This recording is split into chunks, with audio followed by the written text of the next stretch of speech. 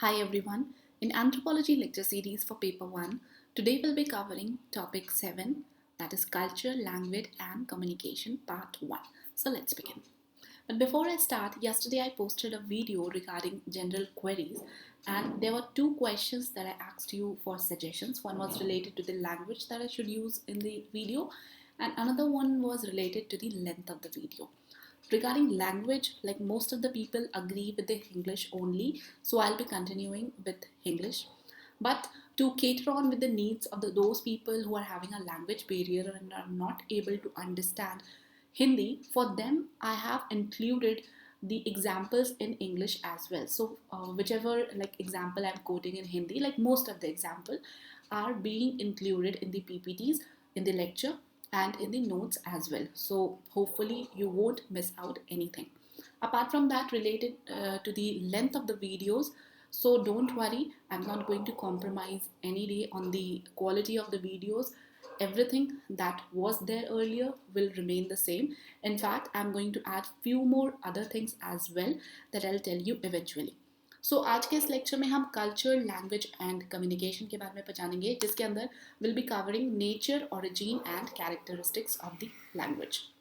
Alright, और ये जो rest of the part है, that is the verbal and non-verbal communication as well as the social context of the language use will be covering in the next lecture, so that आपके जो video है वो भी overstretch ना हो जाए as well as quality पे भी कोई compromise ना किया जाए.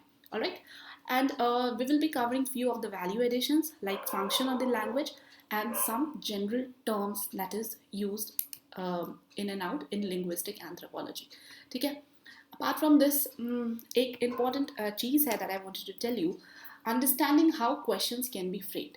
See, it becomes very important for us to know from the examiner's point of view, like what kind of questions can be framed. Because most of the time what happen कि हम बहुत सारी चीज़ें पढ़ लेते हैं and we are not being able to pour all those knowledge during those examination hours, I would say. आपके exam के टाइम पे बहुत ज़्यादा प्रेशर होता है, आप अंडर स्ट्रेस होते हैं, आपको अपना बेस्ट देना होता है. So you should be like well prepared और आई वुड से आपको एडवांस में ही कुछ चीज़ें पता होनी चाहिए. तो अगर आप अलग अलग डायमेंशन से किसी भी टॉपिक को पढ़ने की कोशिश करेंगे और ये सोचने की कोशिश करेंगे that what type of questions can be framed using this particular topic, then it would become easier for you. I am not telling ये एकदम से शुरू हो जाएगा, ऐसा आपको इंट्यूशंस आना कि ऐसे क्वेश्चंस फॉर्म हो सकते हैं, but yeah it will come eventually with time. So what we will try and do is I'll pick up some of the topics from the syllabus itself. अगर आप जैसे जैसे वीडियोस आगे देखेंगे आपको वो चीज़ें क्लियर हो जाएगी कैसे हम वो करने वाले हैं. सो उसमें हम जो भी एप्लीकेशन अप्लाई करेंगे, you can apply the same application in other parts as well when you're studying out your notes, your other resources as well. ठीक है, that will help you in figuring out कि किस तरह के question आ सकते हैं और आपको किस तरीके से प्रिपेयर होना है. Like one of the question जो कि आपके इस पार्ट 7 और यू कैन से टॉपिक 7 से पूछा गया था इन 2020 के क्वेश्चन पेपर में, was related to Sapir and Whorf hypothesis. वो हम नेक्स्ट लेक्चर में कवर करेंगे. तो वो भी कहीं ना कहीं आपके इस टॉपिक से रिलेटेड था, कहीं ना कहीं डायरेक्टली भी रिलेटेड था. तो जिन लोगों ने पढ़ा था that was well and good. ठीक है, and there is another important announcement related to be the contributor, जो कि मैं आपको लेक्चर के एंड में बताऊंगी. ऑलराइट, तो शुरू करते हैं. Since we are studying about language और हम एंथ्रोपोलॉजी में लैंग्वेज के बारे में पढ़ रहे हैं, so it becomes necessary for us to relate it with which part of anthropology we are dealing with. So basically we are dealing with the linguistic anthropology, and we already studied in brief about linguistic anthropology when we studied branches of anthropology, right? उस time पे हमने थोड़ा बहुत briefly discuss किया था. like जो आपके linguistic anthropologist होते हैं, what do they deal with? ये ज़्यादातर उन languages के साथ डील करते हैं जो कि unwritten form में हो, और आप कह सकते हैं जो ट्राइबल लैंग्वेजेस होती हैं वो मोस्टली इनके एरियाज ऑफ कंसर्न होते हैं लिंग्विस्टिक एंथ्रोपोलॉजिस्ट के. ये उन लैंग्वेजेस को स्टडी करते हैं and most of the time they also reconstruct the dead languages. आपको ये पता होगा कि आपने जीएस में पढ़ा होगा that UNESCO publishes a list of endangered languages across the world. आपको 7,000 लगभग लैंग्वेजेस, लिविंग लैंग्वेजेस देखने को मिलती हैं और इनमें से 3,000 ऑफ देम आर endangered. और इसमें भी अगर आप एक बहुत बड़ा चंक देखें, अराउंड लाइक 200 और something like that 195 plus languages in India are in endangered category. अगर मैं कुछ लैंग्वेजेस के आपको नाम बताऊं, लाइक बिरहोर आपने सुना होगा, दे आर द ट्राइब्स, उनके जो लैंग्वेजेस है, ऑनजीज ट्राइब, उनके जो लैंग्वेजेस है, they are all like categorize under critically endangered categories, यानी कि वो विलुप्त होने की कगार पे है. They might go extinct in few years. So it becomes necessary to preserve them, right? Because language play a very important role. आपने अगर सुना होगा, recently there was a reconstruction of Ajanta paintings were going on. और ये reconstruction कैसे कर रहे थे? They were reconstructing using some artificial intelligence और nanotechnologies को use करके scientists are reconstructing those painting and preserving them in Arctic.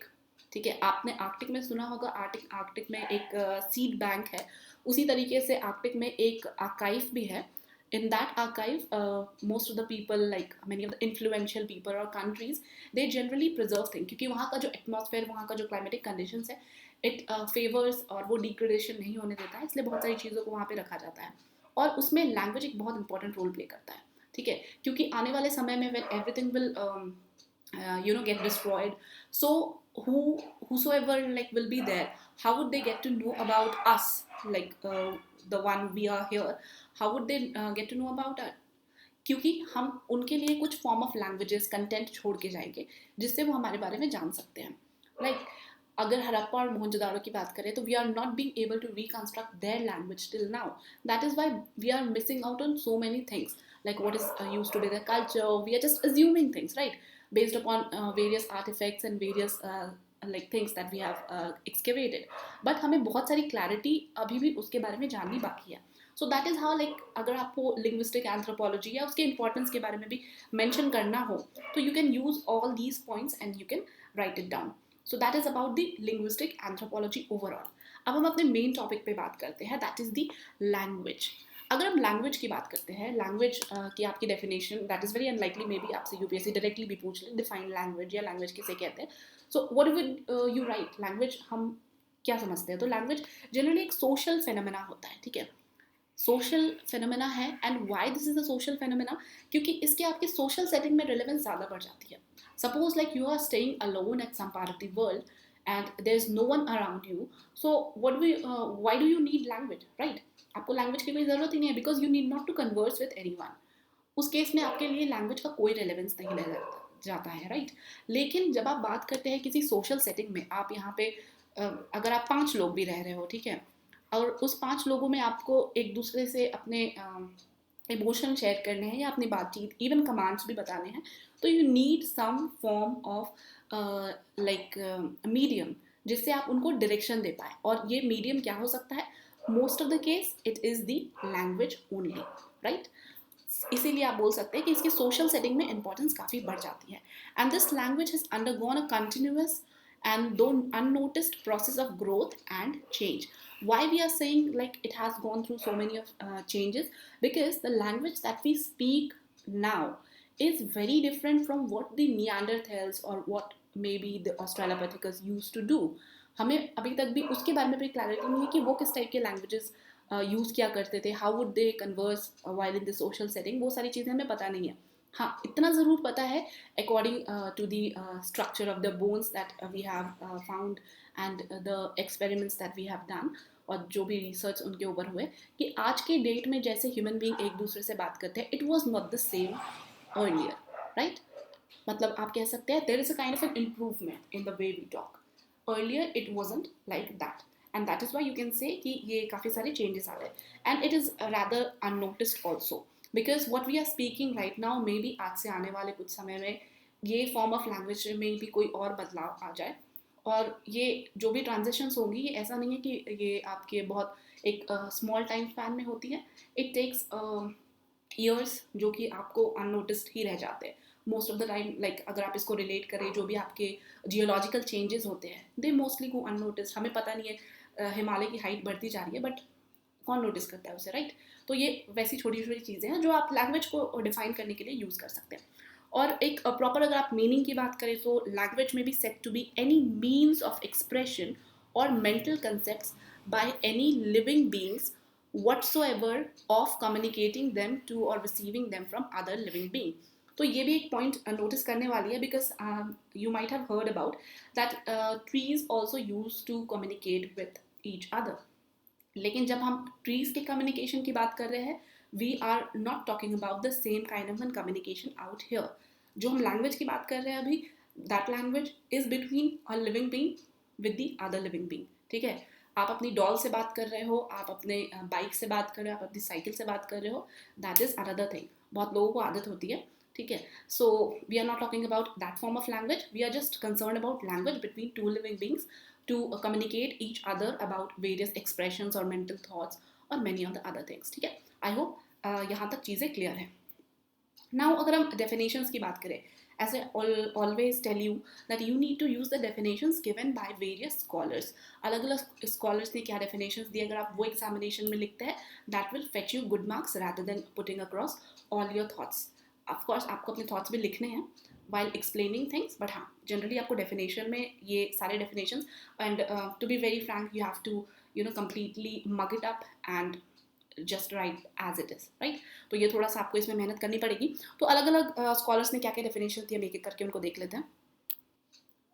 पहली definition was given by Sapir, not पहली definition, यहाँ पे जो मैंने पहले लिखा है वो definition was given by Sapir.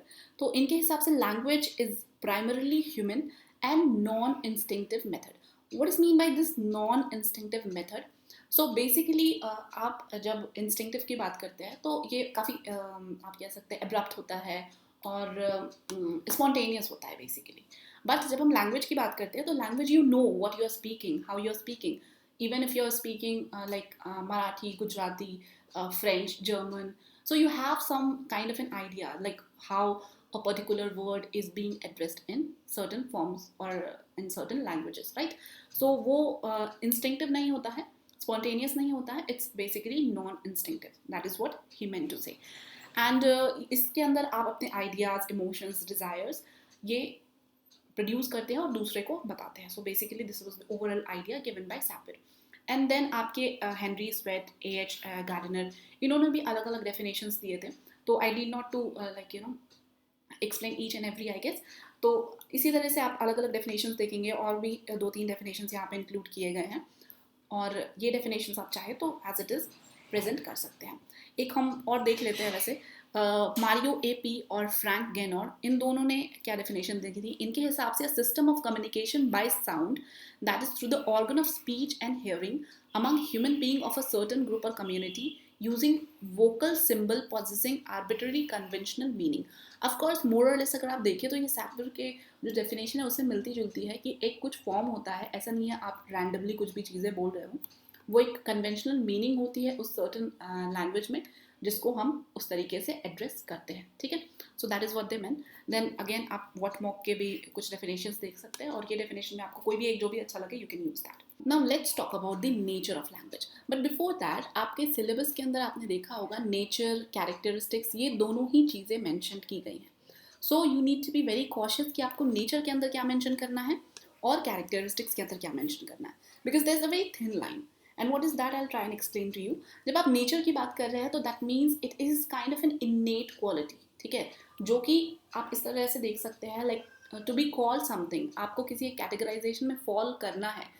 For example simplest हम ले लेते हैं, एक अगर एप्पल है, अगर एक एप्पल को एप्पल की कैटेगरी में फिट होना है तो it has some qualities that should be there. Although आप एप्पल में देखेंगे कि हमेशा एप्पल रेड कलर के नहीं होते, ग्रीन कलर के भी होते हैं, बट या to be called as an apple आपको उस तरीके के शेप एंड साइज़ का और उस टेक्सचर का होना ज़रूरी है. तो that you call the nature, मतलब आप उसको उससे सेपरेट कर ही नहीं सकते. To be called an apple, you need to have all these quality or like some of these qualities in you. और जब हम characteristics की बात करते हैं तो these are the acquired one, जो आप धीरे धीरे डेवलप कर लेते हैं at point of time. ठीक है, यानी कि आपने इस एप्पल का जैम बना दिया और वो एक टाइप का आप कह सकते हैं उसने कैरेक्टरिस्टिक्स एक्वायर कर ली of a jam. Although very lame example but yeah I hope it makes things clearer to you. और जब हम लैंग्वेज की बात करते हैं तो लैंग्वेज के अंदर आपको वर्ड्स, आइडियम, सिंटेक्स, ये सारी चीज़ें देखने को मिलेंगी. During our school days we use to learn so many things in English grammar and Hindi grammar as well. आप साइनोनिम्स, एंटोनिम्स, अनुलोम विलोम, ये सारी चीज़ें पढ़ा करते थे, right? So why we studied all those things? So that we are better able to present our thoughts, our emotions, our feelings to others, right? तो ये लैंग्वेज कभी कभी और आई वुड से हमेशा मोस्ट ऑफ द टाइम्स बहुत important role play करता है. Even in the beginning of this lecture also we were discussing about what kind of a language should I continue in explaining the lectures.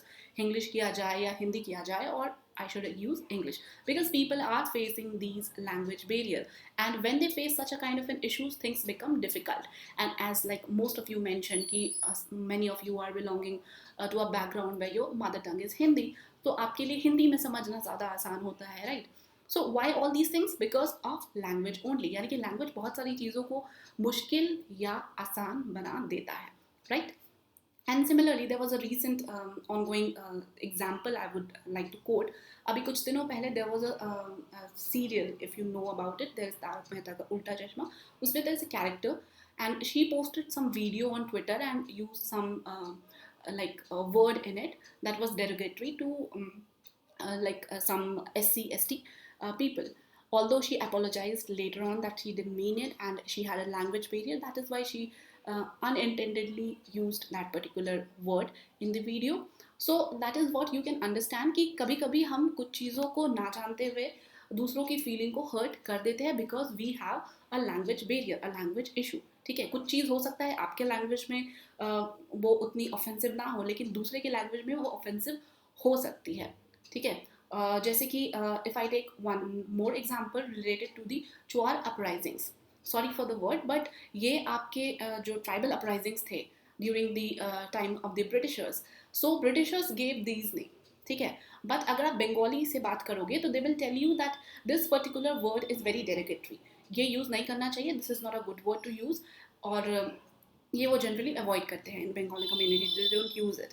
ठीक है, but अंग्रेज़ों को इससे कोई फ़र्क नहीं पड़ता था, they use it like the way they wanted. ठीक है, because they were unaware about the things, they were unaware about the repercussions, they were unaware about the sentiments and the feelings and the emotions of other. So आप ये सारी चीज़ें मतलब लिखना नहीं है, but just to make you understand कि language की इंपॉर्टेंस यहाँ पे काफ़ी ज़्यादा बढ़ जाती है, और इसलिए हम लैंग्वेज को यूज़ करते हैं, और अलग अलग फॉर्म्स में कैसे उनके एक्सप्रेशंस को एक्सप्रेस करने के लिए लैंग्वेज का एक इंपॉर्टेंट रोल होता है. ठीक है, अब हम नेचर पे आ जाते हैं कि लैंग्वेज का नेचर कौन कौन सा है जो आपको लिखने हैं. So language is speech. इसका क्या मतलब है? यानी कि जो लैंग्वेज है it has to be in some form of sound और स्पीच, तभी आप उसको एक लैंग्वेज की कैटेगरी में कैटेगराइज कर सकते हैं. और आई वुड से लैंग्वेज जो हम अभी पढ़ रहे हैं, ऑल्दो आपके लैंग्वेजेस आप उससे कंफ्यूज मत कर लीजिएगा, देयर कंप्यूटर लैंग्वेजेस ऑल्सो जो आप लिखते हो जानते हो, हम वहाँ इसकी बात नहीं कर रहे. हम जो लैंग्वेज की बात करें, अगर हम उसकी कैरेक्टरिस्टिक्स उसके नेचर की बात करें तो it has to be speech. यानी कि अगर आप किसी ऐसे चीज़ की बात कर रहे हैं जिसके अंदर साइंस है और साउंड नहीं है, then we won't categorize it in the form of language. And this communication therefore has to be from men to men, from person to person, by mean of speech and hearing. And speech therefore is language. ठीक है, क्योंकि ये एक इसका nature ही है, that is why आप speech और language को अलग अलग नहीं कर सकते. Then language is a system. Why language is a system? अभी जो हमने जितने सारे एग्जाम्पल्स की बात करी है, उस एग्जाम्पल्स में हर एक वर्ड की अपनी मीनिंग होती है. Each word has some significance, some meaning into it. There are different kind of words that come together to make another word, right? बहुत सारे वर्ड्स को हम जोड़ के बनाते हैं. अगर सिंपल वे में बात करूँ, अगर आप फादर की बात करते हैं तो you attach grand with it, तो that is how it becomes grandfather, right? तो why you do this? Why you don't attach father with मतलब grand after the father? Why you always attach father grand before the father? Because that is how the system works, right? आप इसी को इसी तरह से देखते आ रहे हैं, एक certain set of चीज़ें बनी हुई हैं, आप उसको उसी तरीके से फॉलो कर रहे हैं. सो हर एक language, every language is kind of an unique system. ठीक है, हर लैंग्वेज में अपने अपने तरीके होते हैं, और it is the way they function और बी परफॉर्म बाय अदर्स. और ये इनके structures, vocabulary, everything is different. Like if you talk about Hindi, तो वी स्टडीड का खा गा गा. When you talk about English, the first thing that we studies was ABCD, right? So that is what. And living language, language is need to be living. आपको याद होगा जब अपने यूनेस्को की अभी बात करी थोड़ी देर पहले, then I talked about there were 7,000 living languages, यानी कि 7,000 लिविंग लैंग्वेजेस है। इससे क्या कहने का मतलब है कि वो आज के प्रेजेंट डे में कहीं ना कहीं बोली जा रही है by some set of people, और उनमें से ही कुछ ऐसी लैंग्वेजेस हैं those who are being spoken by very less number of people that we categorize as endangered और क्रिटिकली इंडेंजर्ड, डिपेंडिंग अपॉन वो किस कैटेगरी के अंदर फॉल करने के लिए एलिजिबल है, ठीक है। सो लिविंग लैंग्वेज की अगर हम बात करें तो language undergo a continuous and an unnoticed change for its refinement and depth, and it respond to the demand and requirement of the group that it represent, right. आप जिस तरीके से आज के डेट में अपने फ्रेंड से बात करते हैं और जिस तरह से आज के डेट में आप अपने दादा दादी से बात करते हैं, so if you talk about your grandparents, the way they used to talk to their friends or their grandparents, you might find a kind of dissimilarities.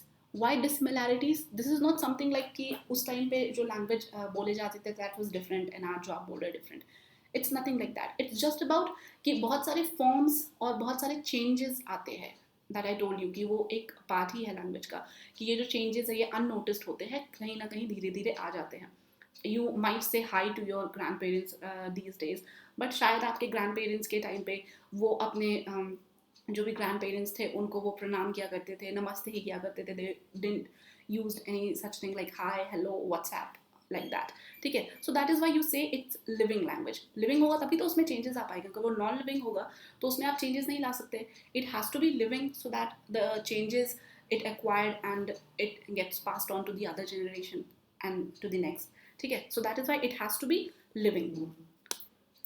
Then language and society, language और society के बीच में भी एक relation होना चाहिए, so that forms another major you can say the nature of language.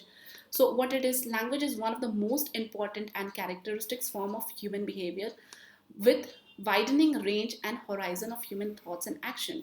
The language has to keep its step with its social calling. As language is activity, a purposeful activity, it must help man to express himself in a variety of new and different kind of situation. जैसे society में भी आजकल जो भी changes आप देख रहे हो, चाहे अभी 2 गज की दूरी आप देख रहे हो या आप मास्क पहनना देख रहे हो, ये सारी चेंजेस है जो एक पर्टिकुलर रिक्वायरमेंट की वजह से आई है, राइट। उसी तरीके से सोसाइटी में भी अलग अलग टाइम पे अलग अलग चेंजेस आते रहते हैं, और जो भी लैंग्वेज इन चेंजेस को अक्वायर कर लेती है, इन चेंजेस के साथ ढल जाती है, that you can call a language. Again that forms the major you can say the nature of language. और किसी भी सोसाइटी के अंदर there are different meaning towards an idiom by conventionalising them to mean by what they mean today to a group और a community in a variety of complex context. आप हिंदी में कुछ अलग आइडियम्स यूज करते हैं, in English there are like different idioms and they all have their different meanings, and where do these comes from? ऐसा तो नहीं है किसी दिन एक कोई एक लेखक बैठे and he wrote down all the idioms. It came from the society itself, the way society started perceiving things, उसी तरह से चीज़ें आगे बढ़ती गई, पास ऑन होती गई, और वो सोसाइटल कंटेक्स्ट में ढलते ढलते ये सारे आइडियम्स बनते गए। यानी कि there is a strong connection in between the language and society. I hope things are clear to you. Then operation of language. Operation of language, एक लैंग्वेज किस तरह से ऑपरेट कर रहा है वो भी उसके नेचर का एक इम्पॉर्टेंट पार्ट है। And why this is a important part? क्योंकि जब हम बात करते that language has relevance only in social context, what does that mean? Suppose इसको एक एग्जाम्पल से हम समझने की कोशिश करते हैं। Like suppose there is a person who keeps on blabbering on himself, ठीक है।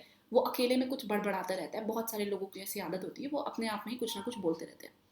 तो वो जो भी कुछ बोल रहे हैं that don't have any relevance, because वो खुद से खुद बात कर रहे हैं, वो कहीं अपनी बात को दूसरे तक नहीं पहुंचा रहे हैं, राइट।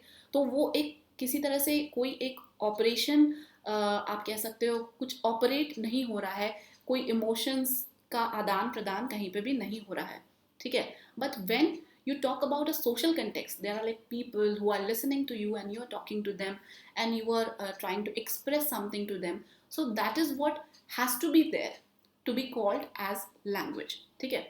ऐसा नहीं है कि आप खुद से बात कर रहे हो, that won't that is wrong, कर सकते हो आप, लेकिन जब हम लैंग्वेज की नेचर की बात करते हैं तो it has to be in social context, ठीक है।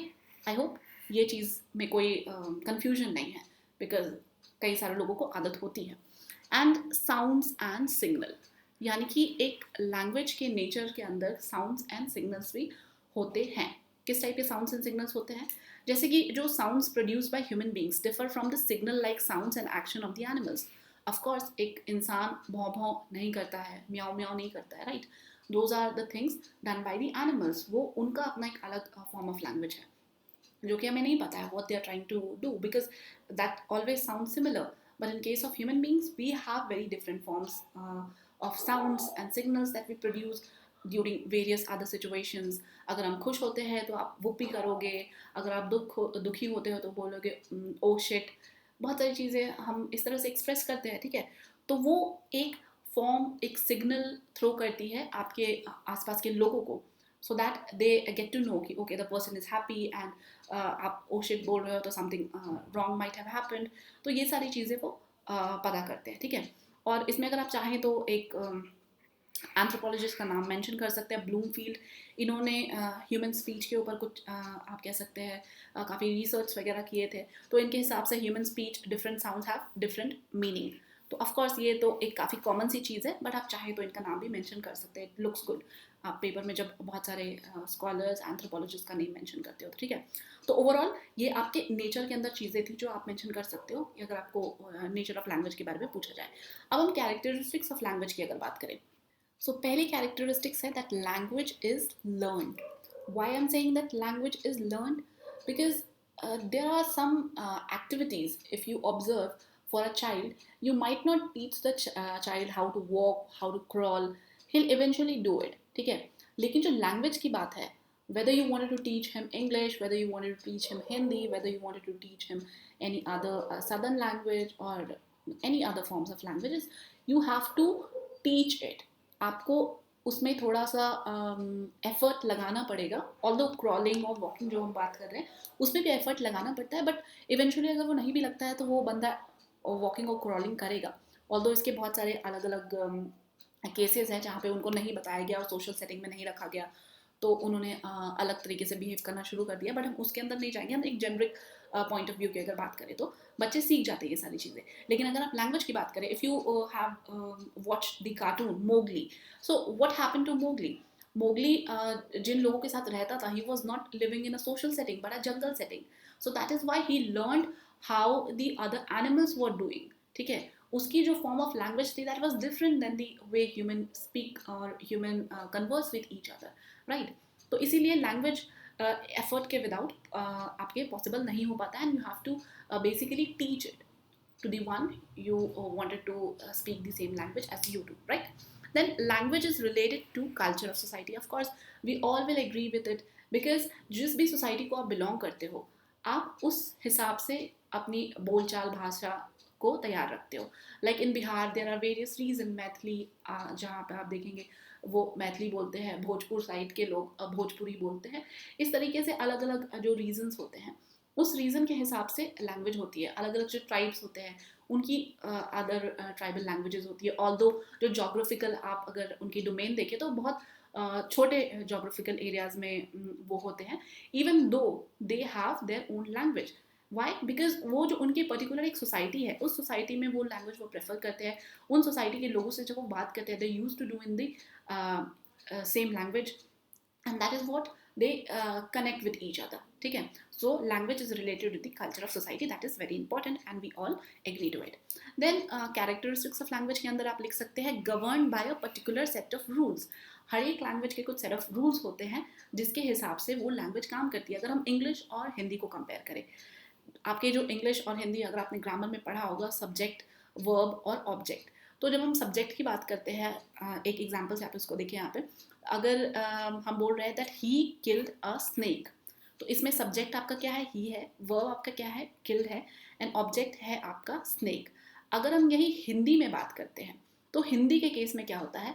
हम subject, object and then verb. Although हम जब जनरल बोलचाल की भाषा में देखते हैं तो we don't really notice it, but आप अगर इस सेंटेंस को आप हिंदी में बोल के देखिए कि ही किल्ड अ स्नेक, इसका क्या कहने का मतलब है? उसने सांप को मारा, राइट? तो when we talk about English, तो इंग्लिश में what was snake? Snake was an object. But what and इसका जो सीक्वेंस था that was SVO in case of English. But what happened in Hindi में you just reversed or you just interchanged the places of verb and object. तो हिंदी में क्या हो गया, subject object and verb, ठीक है, यानी कि उसने सांप को मारा. आई होप ये दोनों जो डिफरेंस है ये क्लियर होगा आपको. So that is why every language have different set of rules. आप जब उसको बोलते हैं तो ज़रूरी नहीं है कि वो हर एक रूल आपको हर एक लैंग्वेज में दिख जाए. ग्रामेटिकल रूल्स की हम बात कर रहे हैं, वो अलग अलग लैंग्वेजेस के हिसाब से चेंज होता रहता है, ठीक है.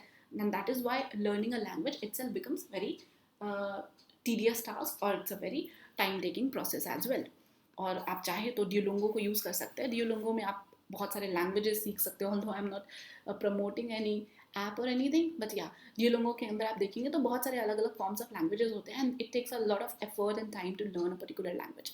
Then language is species specific. Of course इससे भी हम सारे लोग एग्री करते हैं, बिकॉज ह्यूमन बींग की अगर हम बात करें तो we communicate, but in case of animals जो हमने पहले भी बात कर रहा हुआ है कई बार कि they don't communicate, they have a different form of communication that we human being are not able to understand. That means it is species specific. हो सकता है जो आपके डॉग्स हो they don't understand what you are telling.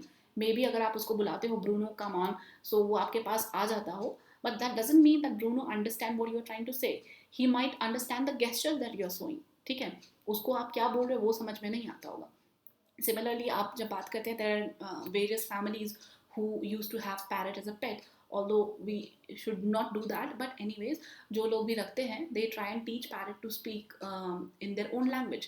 तो वो कभी राम, चाचा, भतीजा कुछ कुछ बोलता है वो सारी चीज़ें, because you try and make him speak that. और इसका ये मतलब नहीं है कि वो क्या बोल रहा है वो समझ रहा है उस चीज़ को, आपने उसे बताया and that is why he is just repeating after you. It may or may not be possible, although इसके ऊपर पता नहीं कोई रिसर्च हुई है नहीं कि वो उसको समझ में आता है तब बोल रहा है, but anyway that is not of our concern as of now, but yeah it is species specific. Then language is a system. Language is a system का क्या मतलब है? Each language is a unique system and the system of language consists of sound, structure and vocabulary. A person who wants to learn a new language will have to learn new sound, new structure and new vocabulary. Basically आप इसको जो previous points था उससे ही relate कर सकते हैं. जो set of rules होते हैं या systems होते हैं वो आपको follow करने ही होते हैं. तो ये characteristics आप mention कर सकते हैं. नाउ अब हम बात कर लेते हैं जो मैंने शुरुआत में आपको बताया that how questions can be formed. और ये एक एग्जांपल के तौर पे हम समझेंगे. वो एग्जांपल क्या है? Language is symbolic. ये क्या है? हम बात कर रहे हैं कैरेक्टरिस्टिक्स की बात कर रहे हैं. जो चीज़ें कंटिन्यू हो रही थी वही कंटिन्यू हो रही है, ठीक है. सो डोंट गेट कंफ्यूज कि हमने कुछ टॉपिक स्विच कर लिया है कुछ भी. हम कैरेक्टरिस्टिक्स ऑफ लैंग्वेज की बात कर रहे थे और हम उसी के बारे में आगे भी बात करेंगे. लेकिन आपको यहाँ समझना होगा that UPSC may not ask you like list down 5 of the characteristics of language or list down the nature and the characteristics of language. ये बहुत ही easy से question हो गए, right? जो आपको शायद स्कूल में या maybe at to an extent colleges में इस टाइप के क्वेश्चन देखने को मिलते थे. हो सकता है UPSC क्वेश्चन पूछ ले, but you have to prepare in a different way. अगर आपसे डायरेक्टली पूछ लिया जाता है तो वेल एंड गुड, आप तो आराम से लिख के चले आओगे. But what if UPSC instead of asking you to mention 5 points or the 5 characteristics of language ask you why or how is language symbolic? Then you can see or you can relate कि हम characteristics में तो ये चीज़ें पढ़ ही रहे थे, इसको क्वेश्चन की तरह इस तरह से फॉर्म किया जा सकता है. दैट लैंग्वेज इज सिंबॉलिक हमने ये कैरेक्टरिस्टिक्स में पढ़ लिया. लेकिन अगर क्वेश्चन को अलग तरीके से घुमा के आपसे पूछ लिया जाता है that how is language symbolic, तो आप उस चीज़ों को कैसे प्रेजेंट करोगे? Nothing new. आपने जो ये वाले टॉपिक के अंदर पढ़ा है दैट लैंग्वेज इज सिंबॉलिक, इसी में कुछ चीज़ें ऐड एंड सब्ट्रैक्ट करके लिखनी है, दैट्स इट, ठीक है. कुछ अलग से आपको इसके लिए 2 पेज पढ़ने की ज़रूरत नहीं है.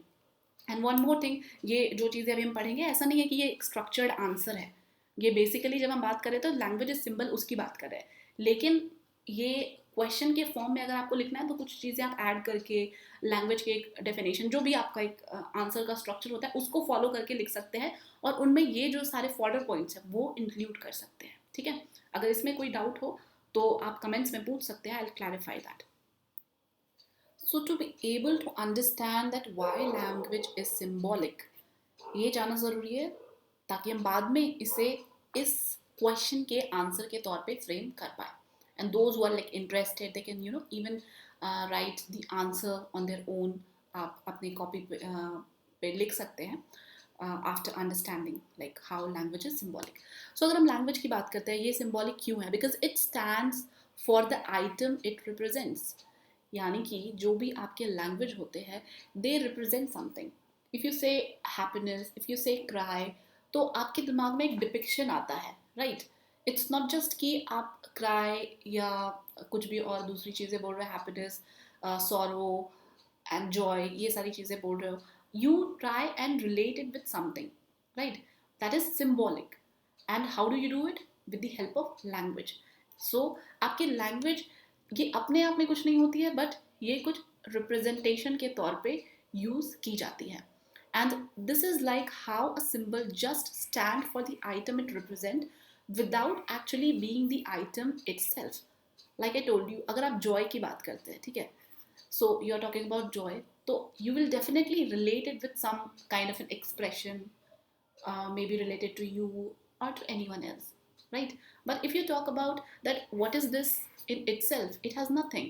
अगर आप इसको किसी एक्सप्रेशन से रिलेट ना करें, किसी एक पर्टिकुलर सिंबल से रिलेट ना करें, तो ये अपने आप में कुछ भी नहीं है, right? It has no significance. Like हम एक एग्जाम्पल से समझेंगे. आपकी जो चाइनीज़ लैंग्वेज होती है, if you have seen how Chinese write their own language, और उनके केस में आप देखेंगे they use many ideographs.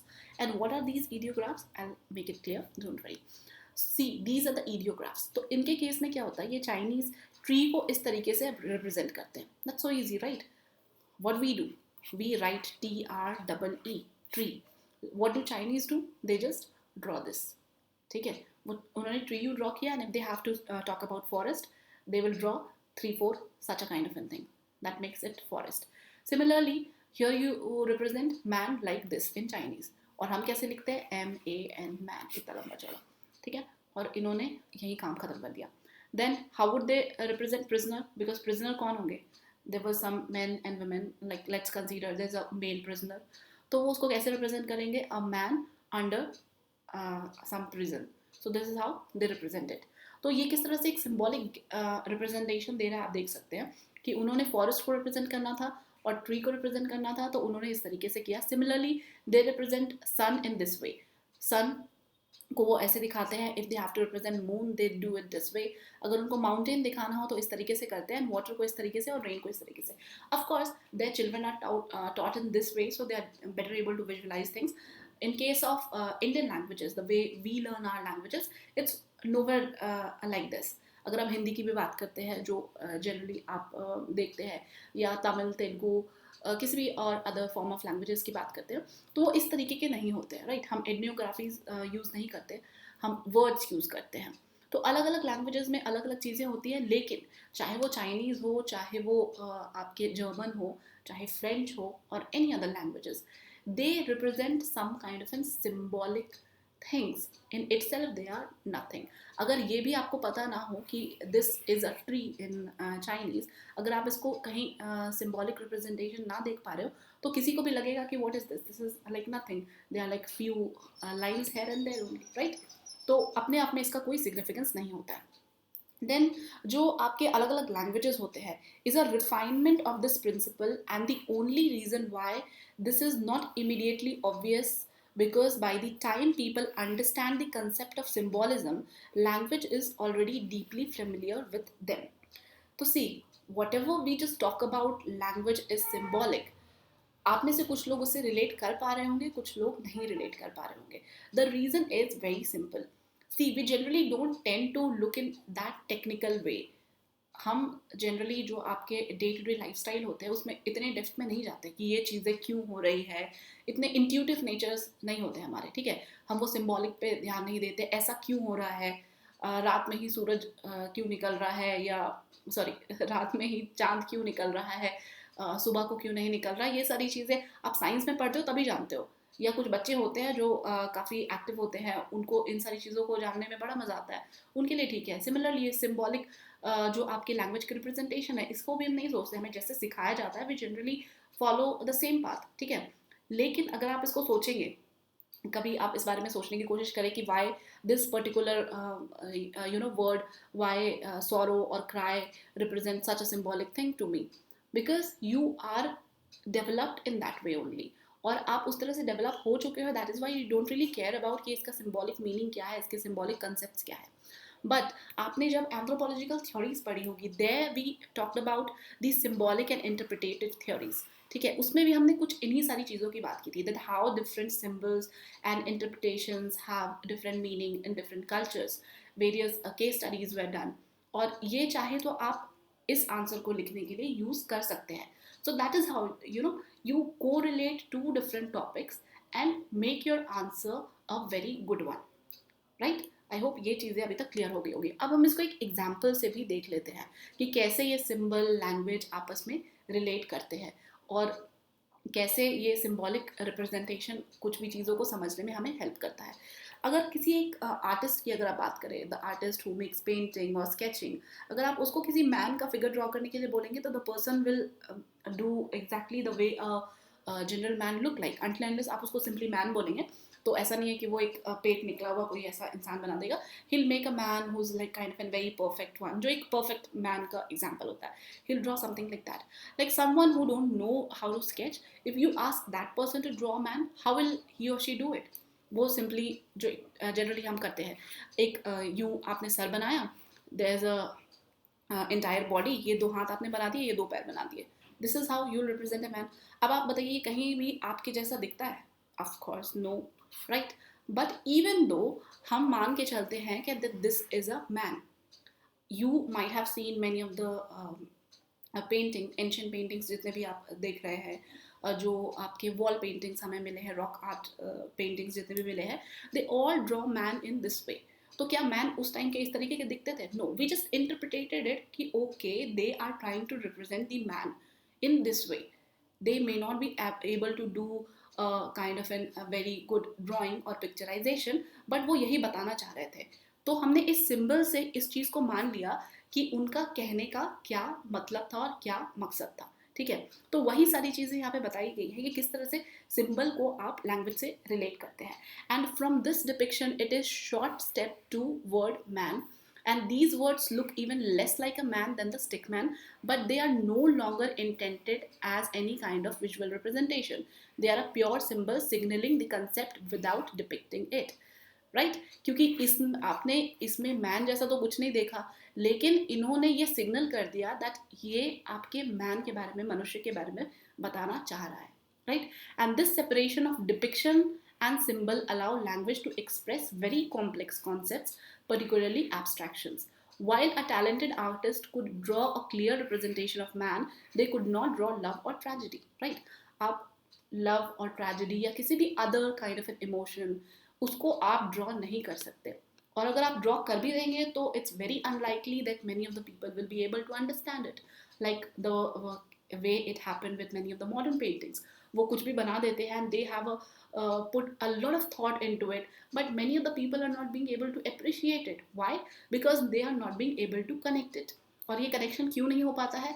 Because आपकी जो वो इमेजिनेटिव पावर है, वो सिम्बॉलिक रिप्रेजेंटेशन है of the language, you are not being able to do it. I hope the next time you will go to a museum और anywhere जहाँ पे भी आप देखेंगे कोई एक ऐसी पेंटिंग, यू जस्ट नॉट से कि ओके ये पता नहीं उन्होंने क्या बना दिया. They have made it with a lot of thought. We are not in a position to understand it. It has a different form or form of language of representation. ठीक है, so that is what. तो आप चाहे तो इस answer को लिख सकते हैं, as I already told you, और काफ़ी सारी चीज़ें आप इसमें ऐड कर सकते हैं from the anthropological theories also. ठीक है, and try and apply this thing elsewhere also. आप इसी particular lecture में भी और दूसरे concepts पे भी अप्लाई कर सकते हैं कि क्वेश्चन किस तरीके से पूछा जा सकता है. ठीक है, देन जो एक और कैरेक्टरिस्टिक्स हम जानते हैं, that is symbol of language are arbitrary. Why symbol of language are arbitrary? Because जो आपके आर्बिट्ररी सिंबल्स होते हैं, we meant that there is no visual relationship between the language item and the object which it stand. A man is called man traditionally. There is no visual similarity between the symbol man and the actual man. We have not named it on the basis of some logic or scientific principle. In English we say man, in Hindi we say manushya, and none of them is better than the other. In fact, we call a man man because people have agreed to use it in this sense. Although ये आपको symbol वाले चीज़ से related लग रहा होगा, but इसमें थोड़ा सा डिफरेंस है, आप ये समझिए. जो सिम्बल्स है लैंग्वेज के वो काफ़ी आर्बिट्री होते हैं. दैट मीन्स कि एक पर्टिकुलर फॉर्म ऑफ लैंग्वेज में एक पर्टिकुलर वर्ड को आप किसी चीज़ से रिलेट करते हो, ज़रूरी नहीं है कि वो आपको कोई एक सिम्बॉलिक रिप्रेजेंटेशन दिखाए. सिमिलरली ये मैन का ही एग्जाम्पल इन्होंने यहाँ पे भी लिया है. हम हिंदी में उसको मनुष्य कहते हैं, आप पंजाबी में कुछ और कहते हैं, गुजराती में उसको कुछ और कहते हैं, इंग्लिश में कुछ और कहते हैं, ठीक है. और इनमें से कोई भी वो मैन को एज अ मैन नहीं दिखाता, but even though we perceive it, because आपने उस लैंग्वेज में उस चीज़ को उसी तरीके से पढ़ा हुआ है. And that is how you try and relate it, and that is what you can say कि जो सिम्बल्स होते हैं लैंग्वेज के, दे आर ऑल आर्बिट्री. हमने ए को ए ही क्यों लिखा, इस तरीके से क्यों लिखा, हमने किसी और इसको यू क्यों नहीं लिखा, राइट. तो ये भी एक सवाल हो सकता है, बट ये आप कह सकते हैं क्वेश्चन ऑफ कंसर्न नहीं है. क्वेश्चन ऑफ कंसर्न बस यही है कि ये जितने भी आप सिंबल्स देख रहे हो, चाहे ये का सिंबल हो, चाहे ये बी का सिंबल हो, दे आर ऑल आर्बिट्ररी. ठीक है, ये बनाए गए हैं, इनका कोई अपने आप में अस्तित्व नहीं है. Now we come to the value addition of function of language. Although ये डायरेक्टली मेंशन नहीं है आपके सिलेबस के अंदर, but it can be inferred again. अगर आपसे लैंग्वेज के बारे में लिखना हुआ, आपको पूछा जाए क्वेश्चन में, then you can write like 2 or 3 functions of the language as well, ठीक है, and that will make your answer very holistic. So largely if you divide the function of the language, it can be divided into individual aspect and the social aspect. Individual के अंदर आपके aesthetic या expressive ये दोनों categories आ सकते हैं, and in context of the social aspect, cultural, expressive, communicative या social, जो भी आप इसको बोल सकते हैं, ये आ जाते हैं. ठीक है, हम quickly इनको देख लेते हैं. Expressive function क्या होता है? Like, see, every individual need to express him or her, and we generally categorize people or differentiate people with the kind of a language that they are speaking. ठीक है, हमें ये पता चल जाता है that the particular person belong to that particular part of the world because he or she is speaking in this way, right? अगर आपके even इंडिया की अगर बात करें, because we have so much of diversity, हम south India और north India या north east या western part of the country सब आपस में डिफरेंशिएट कर लेते हैं. ठीक है, कि ये कौन से लैंग्वेज को बिलोंग कर रहा है. ये अच्छा पंजाबी टोन, उसकी टोन इस तरीके की है, तो he might be like from Punjab. अगर वो कुछ एक पर्टिकुलर फॉर्म में बोल रहा है, तो he might be from Jammu and Kashmir, like that. ठीक है, तो ये आपके एक एक्सप्रेशन, एक इंडिविजुअल के एक्सप्रेसिव फंक्शन में काफ़ी इंपॉर्टेंट रोल प्ले करता है, और कहीं ना कहीं ये सोशलाइजेशन में भी हेल्प करता है. ठीक है, बिकॉज आप जिस तरीके के लैंग्वेज बोलते हैं, आप वैसे ही लोगों के साथ सोशलाइज ज़्यादा अच्छे तरीके से कर पाएंगे. आई एम नॉट टेलिंग कि लैंग्वेज बैरियर आपको सोशलाइजेशन से पूरी तरह से कट डाउन कर देता है, बट या ऑफकोर्स जितना ईजियर इंटीग्रेशन एक सिमिलर फॉर्म ऑफ लैंग्वेज में होता है, कहीं ना कहीं लैंग्वेज बैरियर कभी कभी उसमें हर्डल बन जाती है. तो that is one of the individual aspect जो आप लैंग्वेज के फंक्शन के अंदर मेंशन कर सकते हैं. दूसरा एस्थेटिक एस्पेक्ट. एस्थेटिक एस्पेक्ट क्या है? जो लैंग्वेज है, they help store the cultural experiences in the form of literature and other written records for the posterity. See, अगर हम बात करते हैं रविंद्रनाथ टैगोर की, so Rabindranath Tagore wrote like lot many poems. He also got the Nobel Prize for that. So how he was able to do it? Whatever that he was writing about the what he perceived in and out his surrounding. उन्होंने जो भी चीज़ें देखी, he wrote down all those things. तो ये क्या था? ये उनके फॉर्म ऑफ एक्सप्रेशन थी, जो उनकी समझ थी, उन्होंने वो लिखा. And for that matter any of the poets or any of the writers, whatever they are writing what they perceive. ठीक है, वो अपनी समझ के अनुसार से लिखते हैं, जो भी उनका एक्सपीरियंस, सोशल कल्चरल एक्सपीरियंस रहता है, उसके हिसाब से लिखते हैं. सो ये लैंग्वेज आपके एस्थेटिक एस्पेक्ट में of an individual important role play करता है. ठीक है, and short of a language such as fine art were not possible without these aspects. कि अगर आप फाइन आर्ट की बात करें, फाइन आर्ट के अंदर आपके बहुत सारी चीज़ें आ जाती है, नॉट जस्ट वन. तो ये सारी चीज़ें भी पॉसिबल क्यों है? Because language do exist. Then social aspect की बात करें, तो ये अगेन थोड़ी रिपीटेटिव चीज़ें ही हैं कि आपके एक्सप्रेसिव फंक्शन और कल्चरल फंक्शन में होता है. सोशल एस्पेक्ट क्या होता है? आप लोगों से किस तरीके से इंटरैक्ट करते हैं, उन तक अपनी बात कैसे पहुंचाते हैं, आप सोसाइटी में एज एन इंडिविजुअल कैसे इस्टेब्लिश होते हैं, या एक सोसाइटी कैसे फंक्शन करती है, ये सारी चीज़ें. एंड सेपैर के हिसाब से जो language is capable of handling all the references and meaning of a given culture. It is a mean of expression. एक पर्टिकुलर कल्चर में अगर लैंग्वेज ना हो, तो बहुत सारी चीज़ें आपकी पॉसिबल नहीं हो पाएंगी, राइट. कल्चरल फंक्शन भी होता है एक सोशल एस्पेक्ट में लैंग्वेज का. वो क्या होता है, आप किसी भी फोक सॉन्ग की बात करें या फोक स्टोरीज की बात करें, they are all possible because of the language. Ultimately everything boils down to language. अगर वो लैंग्वेज नहीं होता तो कल को उनके जो आने वाले जनरेशन है, they won't be able to get the same essence as they were like experiencing. वो पास ऑन इसलिए कर पाए because language present, language do exist, and it is that's how it help in passing on the cultural heritage to the other generation. तो ये कुछ points है जो आप इसके अंदर mention कर सकते हैं. whichever functions that we read just now, that you can mention जब आपको एक generally कहीं पे function of the language mention करना हो, but अगर specifically आपसे पूछ दिया जाता है like write a short note on the function of languages, then I suggest that you use this one given by the Roman Jacobson. ठीक है, रोमन जैकबसन ने 6 प्राइमरी फंक्शंस बताए थे लैंग्वेज के that you can use, and चाहे तो आप interchange भी कर सकते हैं. अगर आपको फंक्शंस पूछने हो तो आप डायरेक्टली ये वाला भी मेंशन कर सकते हैं, but those were the generic one जो आपको बताने थे मुझे, दैट आई हैव मेंशन, वो आप चाहे तो यूज़ कर सकते हैं. If not then you can use this as well. इसमें कोई बहुत स्टाफ डिफरेंसेस नहीं है, बट वर्डिंग का डिफरेंस है, दैट्स इट. ठीक है, सो क्या क्या इन्होंने 6 फंक्शंस बताए थे. One is referential function. Referential function यानी कि आप कुछ मैसेज कन्वे करने के लिए यूज़ करते हैं लैंग्वेज का, of course, because if you wanted to convey your emotions, your feelings, expressions to someone, you will use language. That is categorized under the referential function of language. Then expressive function की अगर हम बात करें, expressive function कहीं ना कहीं आप कुछ चीज़ें अचानक से बोल जाते हो, expression में निकल आती है. Like आपका अगर फ़ोन गिर जाता है पानी में, तो what you will say? Oh my God, मेरा फ़ोन गिर गया, या ओ शिट मेरा फ़ोन गिर गया, समथिंग लाइक दैट. ठीक है, तो ये सारी चीज़ें जो आप अचानक से यूज़ कर रहे हैं, that is the expressive function of the language. ठीक है, देन अगर हम बात करें डायरेक्टिव फंक्शन ऑफ लैंग्वेज की, तो suppose you are directing somebody, like okay some Aditi come and shut the door, या Aditi please open the door, something like that. अगर आप ये सारी चीज़ें किसी को बोल रहे हैं तो you are giving the direction to somebody, तो that comes under the directive function of the language. Phatic function क्या होता है? फेडिक फंक्शन होता है जिसके अंदर आप लैंग्वेज को सोशल इंटरेक्शन के लिए यूज़ करते हैं.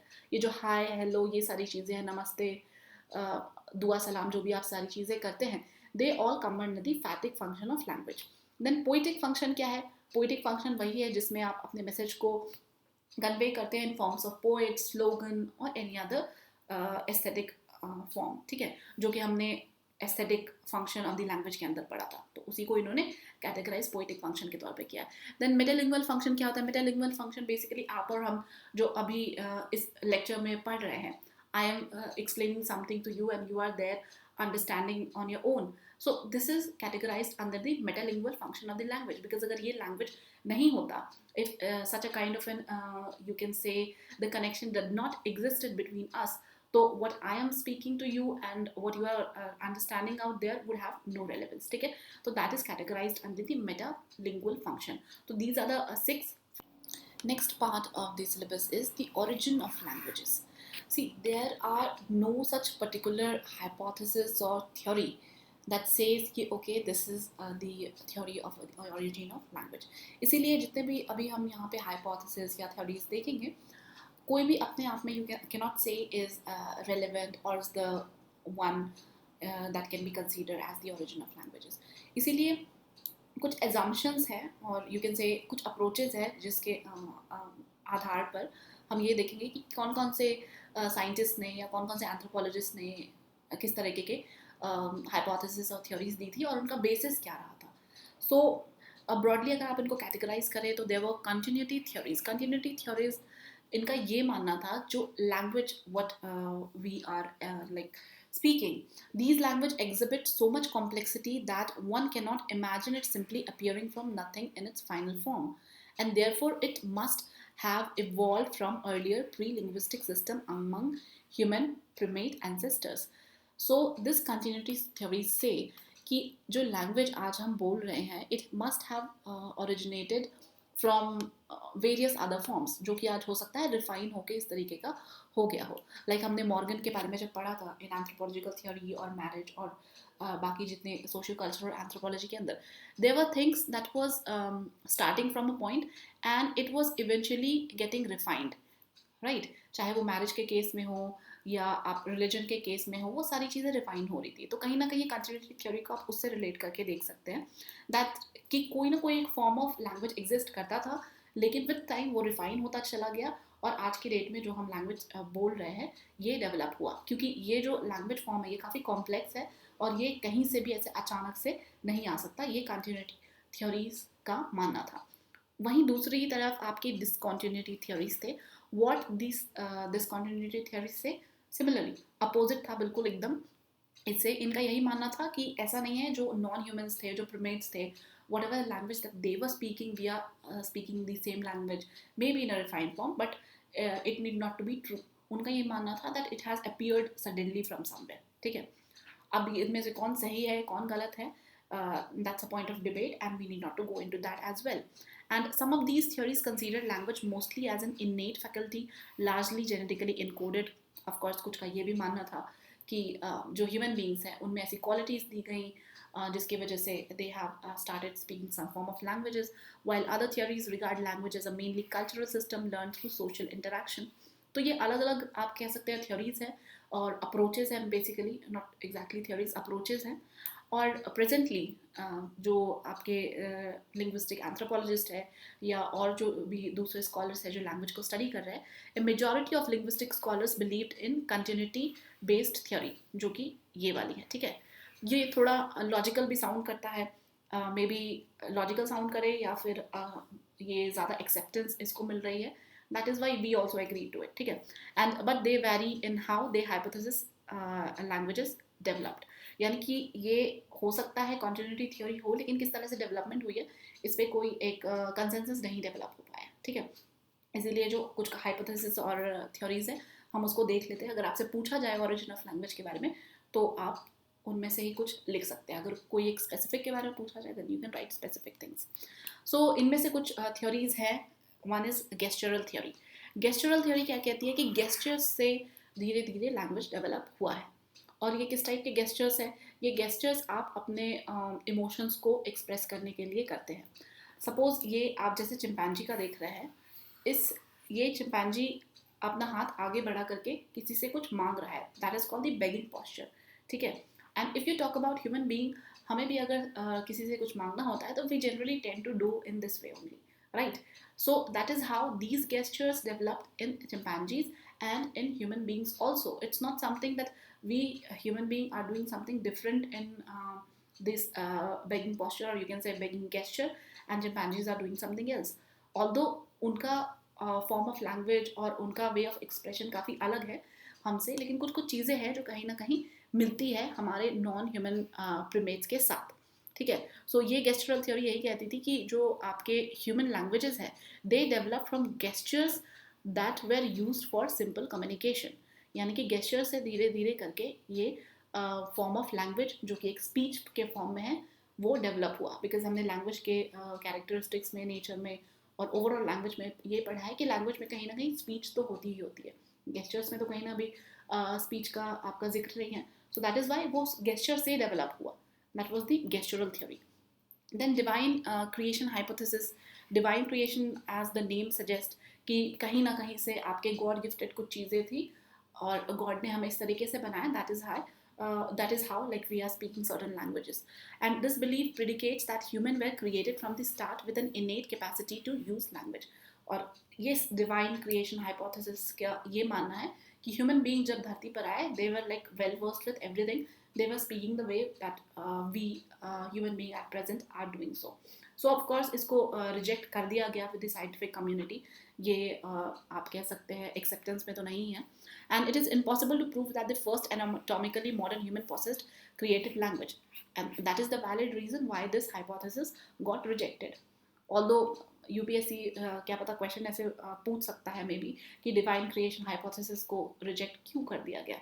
तो ऑफ कोर्स क्योंकि आप उसको प्रूफ नहीं कर सकते हो कि जो ह्यूमन बीइंग, क्योंकि ह्यूमन बीइंग की जो पूरी आप कह सकते हैं डेवलपमेंट स्टेज है उसमें ही बहुत सारे कन्फ्यूजन है। आप यही नहीं कह सकते कि ह्यूमन बीइंग कब आए, कैसे डेवलपमेंट शुरू हुई, कहाँ से शुरू हुई, कौन सी ब्रांचेस की तरफ निकल के गई। तो उतना सारा कन्फ्यूजन होने के बाद आप ये बता नहीं सकते कि जो एनाटॉमिकली मॉडर्न ह्यूमन बीइंग था वो इस टाइप की क्वालिटी जो कम्युनिकेशन की वो पोजेस करता था या नहीं करता था. देन आपकी है natural evolution hypothesis. Natural evolution hypothesis क्या कहती है? According to this, at some point in their evolutionary development, human acquired a more sophisticated brain which made language invention and learning possible. So आप इसको continuity theory के category में डाल सकते हैं, ठीक है. और कंटिन्यूटी थ्योरी के कैटेगरी में डालने से आप देखेंगे ये थोड़ी कहीं ना कहीं आपको लॉजिकल भी दिखेगी कि हो सकता है ह्यूमन बीइंग के माइंड का डेवलपमेंट हुआ, because as we saw how the size of the brain increase with time. और ये ब्रेन के साइज के इंक्रीज होने की वजह से और हमारे जो अलग अलग आप कह सकते हैं एनाटॉमिकल स्ट्रक्चर्स डेवलप हुए, आपके लार्निक्स और जो भी पार्ट रिस्पॉन्सिबल है स्पीच के लिए वो डेवलप हुए. उसके वजह से कहीं ना कहीं ये वे ऑफ कम्युनिकेशन जैसे आज हम कर रहे हैं ये प्रेजेंस में आई, ठीक. देन मैक्स मुलर एक लिंग्विस्ट थे, हिस्टोरिकल लिंग्विस्ट थे बेसिकली. अब ये हिस्टोरिकल लिंग्विस्ट थे, हम आगे जान लेंगे क्या होते हैं. सो ये हिस्टोरिकल लिंग्विस्ट थे, इन्होंने कुछ थ्योरीज दी थी, और कह सकते हैं थ्योरीज भी आप इसको बोल सकते हैं, हाइपोथेसिस भी बोल सकते हैं, और बोथ आर करेक्ट बिकॉज कहीं भी ये प्रूफ नहीं हुए हैं, इनका अपना मानना था. ये एक तरह से हाइपोथेसिस बोलना ज़्यादा सही रहेगा. तो इन्होंने कुछ हाइपोथेसिस दी थी. तो इस हाइपोथेसिस को आप दो कैटेगरी में बांट सकते हैं. वन इज इमिटेशन हाइपोथेसिस, ठीक है, जो कि यहाँ पे है, and the second one is the necessity hypothesis, ठीक है. अब इस इमिटेशन हाइपोथेसिस के अंदर इन्होंने कौन कौन सी दी थी वो हम एक एक करके देख लेते हैं. और ये इमिटेशन हाइपोथेसिस के अंदर what I have done is कि कुछ तो जो मैक्स मुलर ने दी थी आई हैव इंक्लूडेड दैट, लेकिन जो मैक्स मुलर ने नहीं दी थी वो भी मैंने इंक्लूड कर दिए हैं, और उसके आगे I have mention that it is not being given by Max मुलर, ठीक है.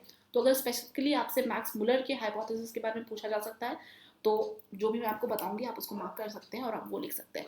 तो इन्होंने दी थी डिंग डोंग हाइपोथेसिस. अब ये डिंग डोंग हाइपोथेसिस क्या थी? डिंग डोंग हाइपोथेसिस का ये कहना था कि जो लैंग्वेज है they begin with human started naming object, action and phenomena after recognisable sound associated with it in real life. जैसे कि बादल का गरजना जो होता है, द थंडरिंग साउंड या एक्सप्लोजन, इसको उन्होंने जिस तरीके की साउंड को सुना, जिस तरह से रिकॉग्नाइज किया, उसी के पीछे उसका नाम रख दिया, ठीक है. तो ये डिंग डोंग हाइपोथेसिस कहती थी. दूसरी थी पूपू हाइपोथेसिस. ये पूपू हाइपोथेसिस क्या थी? It saw the first word as emotion, interjection and exclamation triggered by pain, pleasure and surprise. It holds that the first word come from the involuntary exclamation of dislike, hunger, pain or pleasure, eventually leading to the expression of more developed idea and emotions. Like अगर आप खुश होते हो या आपको हंसी आती है तो हा हा हा, ये सारी जो चीज़ें हैं, या ओ माई गॉड, या ओ, इस तरीके की जो चीज़ें आप बोलते हो, they all comes under the pooh pooh hypothesis. इनका कहना था कि जो भी आप इमोशंस को एक्सप्रेस करने के लिए जो भी वर्ड निकालते हो वो एक तरीके से कहीं ना कहीं एक पर्टिकुलर फॉर्म ऑफ लैंग्वेज में जुड़ती जाती है और उसमें वो मीनिंगफुल बन जाती है कहीं ना कहीं. देन बोबो हाइपोथेसिस. बोबो हाइपोथेसिस का क्या कहना था? इसके अंदर which Muller attributed to the German philosopher Johann Gottfried Herder, saw early word as the imitation of the cries of beast and bird, and it holds that the vocabulary developed from the imitation of animal noises such as moo, hiss, mew, quack quack etc. या बोबो आप जो भी बोल सकते हैं. यानी कि जो एनिमल साउंड्स थे, एनिमल साउंड्स में आपने देखा होगा कि किस तरीके से एक बिल्ली बोलती है, हाउ द डॉग स्पीक्स और not speak, how the dog produces the sound. तो ये जो सारे नॉइजेस थे कहीं ना कहीं they all made up some kind of an vocabulary, ठीक है. And this is what they call as the bow wow hypothesis. Although Max Muller attributed कि एक जर्मन फिलोसोफर थे जॉन, उनको बताया था that he like kind of an contributed towards this बोबो hypothesis, ठीक है. Although that's really not necessary to write all the names, but हाँ आप मैक्स मुलर भी लिख देंगे तो चलेगा. Then ta ta hypothesis. ये जो टाटा हाइपोथेसिस है, एज आई टोल्ड यू थोड़ी देर पहले कि कुछ हाइपोथेसिस थी जो उन्होंने मैक्स मुलर ने नहीं दी थी, and I have mention it clearly. तो ये वाली जो थी Tata, this did not feature in the max Muller list, ठीक है. तो ये किन्होंने दी थी? ये दिया गया था रिचर्ड पैगेट के द्वारा. So Richard Paget gave this theory during 1930, theory, hypothesis, whatever you can say. And according to this Tata theory, human made the earliest word by tongue movement that mimicked manual gesture, rendering them audible. That is the first word were the lip icons and hand gestures. ये किसका मानना था? Richard Paget का.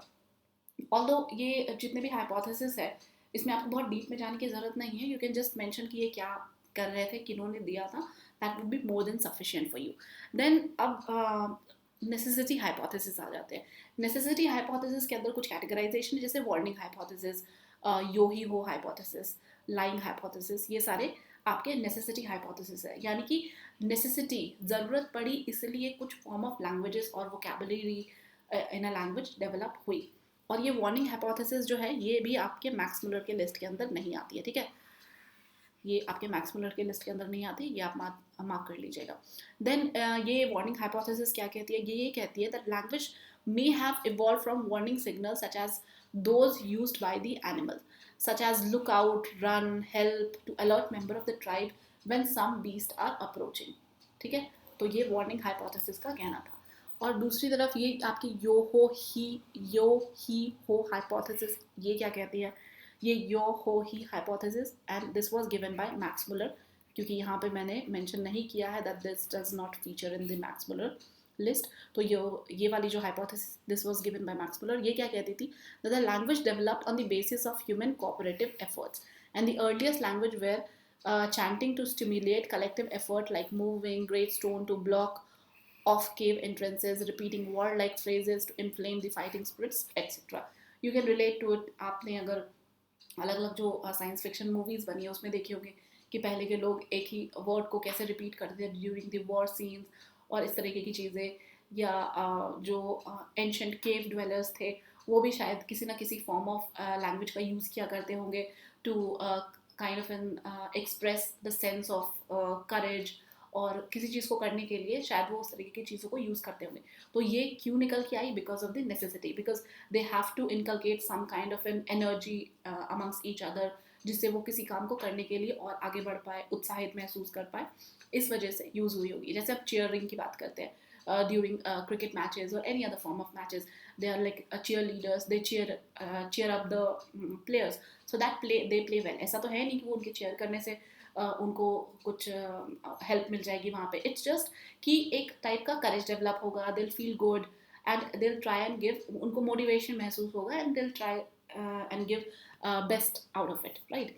फिर आपका है lying hypothesis. ये lying hypothesis क्या कहता है, ये भी आपके मैक्स मुलर के लिस्ट के अंदर नहीं आती है. ठीक है, ये क्या कहता है, सिंस ऑल रियल इंटेंशन और emotion got involuntarily expressed by gesture, look और sound, voluntary communication must have been invented for the purpose of lying or deceiving. Suppose आपने यूपीएससी का एग्ज़ाम क्रैक कर लिया, ठीक है, और आप यूपीएससी का एग्ज़ाम आपने क्रैक किया एंड इनवॉलंटरली आपके आंखों से आंसू निकलने लगा, and you didn't told anyone as of now that you clear the UPSC exam with flying colours, but आप रो रहे हो, तो सामने वाला जो आपको देखेगा वो क्या समझेगा, वो तो यही समझेगा ना कि हो सकता है ये एग्ज़ाम में फेल कर गया होगा तभी तो रो रहा है या रो रही है, राइट. बट अंदर की बात तो कुछ और है, तो वो अंदर की बात कब बाहर आएगी, जब आप बोलोगे कि okay it's nothing like that, ये तो खुशी के आंसू है और समथिंग लाइक दैट. ठीक है, so that is the lying hypothesis.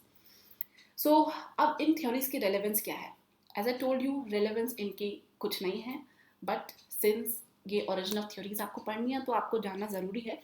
Like most of the scholar today consider all such theory not so much wrong, they occasionally often peripheral insights as naive as irrelevant.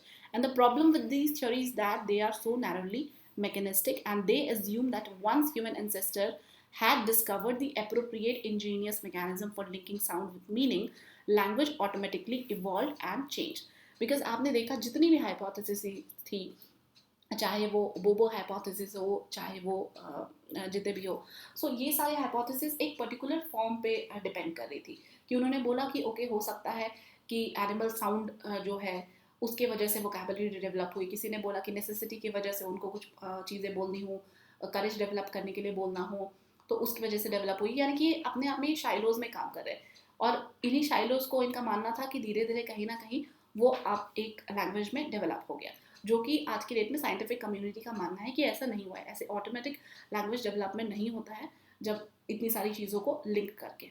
ठीक है, और जो भी ये linkages बताए गए थे वो अपने आप में आप देखें जो फॉर्म ऑफ कम्युनिकेशन हम यूज़ करते हैं उसमें वो एक बहुत आप कह सकते हैं it's a very smaller part of it, right. The language that we speak today is kind of an very complex one, so it did not address the need of the language that we are speaking at present, right. So इसी वजह से इन सारी चीज़ों को उतना relevance नहीं दिया गया, and they are kind of an rejected also. And at the end there are some value additions जिसके अंदर I have mentioned few general terms related to linguistics. They may not be directly asked in the examination, or maybe, you never know. So there are a few things like structural linguistics, किसे कहते हैं, you should know about it. So there's nothing much to explain into it, so I won't take much of your time. So what you can do is you can go through this is there in the notes as well, और PPT में मैं आपको भी दिखा देती हूँ video के अंदर. So if you are making notes, you can use it and you can make the notes out of it. ठीक है. जैसे कुछ यहाँ पे प्रॉपर्टीज ऑफ लैंग्वेज भी मेंशन है, प्रॉपर्टीज और ट्रेट्स यू कैन से. तो ये प्रॉपर्टीज और ट्रेट्स क्या क्या होते हैं, लाइक फोनेम्स क्या होता है, और यू मे से लाइक मॉर्फेम्स क्या होते हैं, ये सारी चीज़ें क्लियरली मेंशन है. Along with the examples you will be able to understand it. ठीक है. देन सिंटेक्स की अगर हम बात करें, सिंटेक्स क्या होता है इन टर्म्स ऑफ लैंग्वेज, और सिमेंटिक्स क्या होता है इन लैंग्वेज फॉर्म. तो ये सारी चीज़ें you should know, so that अगर कहीं ना कहीं आपको क्वेश्चन के अंदर भी कभी कभी सब पार्ट्स बना दिए जाते हैं और उसमें पूछ लिया जाता है, या कहीं भी आपको मेंशन करना हो, तो you will be able to do it. ठीक है. एंड विद दिस ये आज का हमारा पार्ट 1 ऑफ टॉपिक 7 ख़त्म होता है. And regarding the Be the Contributor initiative, I'll be posting another video, a short video just after it, so that those who wanted to participate, they can participate in it. और उसकी details भी आपको उसी video के description में मिल जाएगी. So those who are new to the channel, they can refer to the details of Be the Contributor. They'll get to know about it. Alright, so see you in the next lecture tomorrow itself. Thank you so much.